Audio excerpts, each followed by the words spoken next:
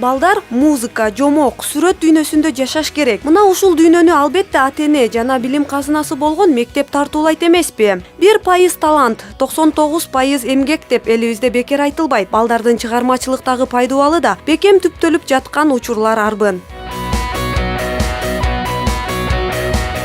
Бүгүнкү каарманыбыз Айгерим сүрөт дүйнөсүндө жашайт. 4 жашынан баштап сүрөт өнөрүнө кызыгып, азыркыга чейин калемин колунан түшүрбөй келет. Учурда өзү билим алган мектепте сүрөт көргөзмөсүн да уюштурууда. 14 жаштагы талант көбүнчө портрет жанрына жакын.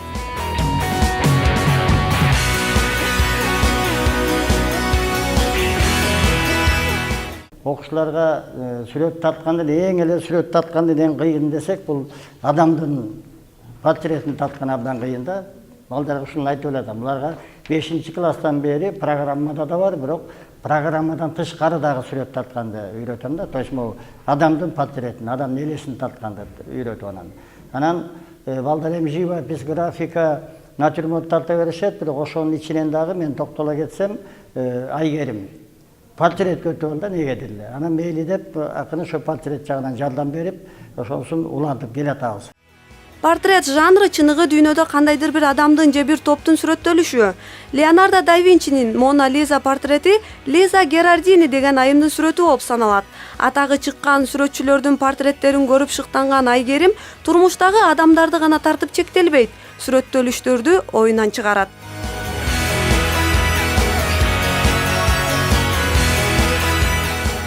Мен көбүнчө портреттерди тартканды жакшы көрөм.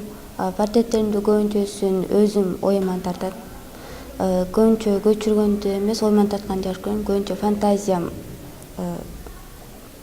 фантазиям жардамына кайрылам.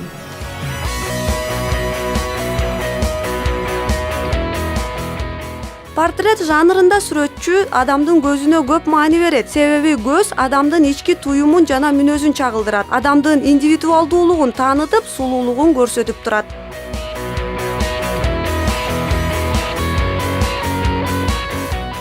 Мектеп окуучуларынын чыгармачылык жактан өнүгүп өсүүсүнө мугалимдердин колдоосу ополтоодой. Мугалимдер тарабынан өткөрүлгөн иримдер окуучулардын кулк мүнөзүнө, инсан катары өнүгүшүнө салымын кошот. Окуучулардын кесиптик жактан да, адамдык жактан да өсүүсүнө түрткү болуп, турмушта ордун табууга өбөлгө түзөт. Яркынай Бейшембиева, НТС Таң Шола.